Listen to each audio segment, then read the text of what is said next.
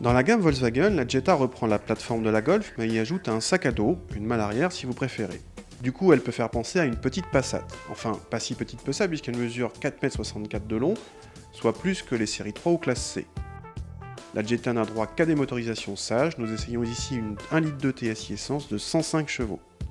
A l'avant, le conducteur retrouve une planche de bord strictement identique à la Golf. C'est donc du sérieux en termes de qualité de présentation, voire austère quand tout est noir comme ici.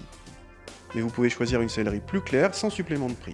L'équipement est correct sur cette version Comfortline avec la clim auto Bizone ou le SP de série. Sur la route, la Jetta se conduit comme une Golf malgré une centaine de kilos supplémentaires. Les accélérations perdent quelques dixièmes mais restent suffisantes. Le 1 litre de TSI, grâce à son turbo, offre du couple disponible très tôt.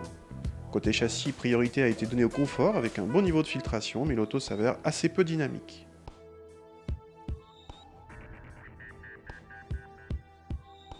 Les places arrière constituent l'un des gros points forts de la voiture, l'espace disponible pour les jambes surpasse bien des familiales de la catégorie supérieure et se montre équivalent à celui de la Passat.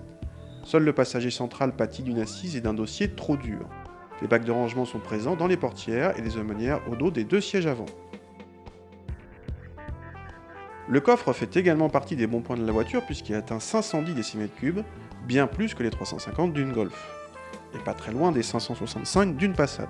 Si ça ne suffit pas, la banquette arrière peut se rabattre en 2 tiratières grâce à ces tirettes, mais il faudra alors composer avec la ceinture de sécurité du passager central qui reste obstinément en travers.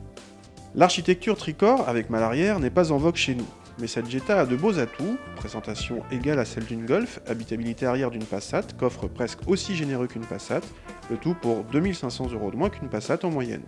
Seul bémol, une gamme de motorisation réduite par rapport à la Golf ou à la Passat.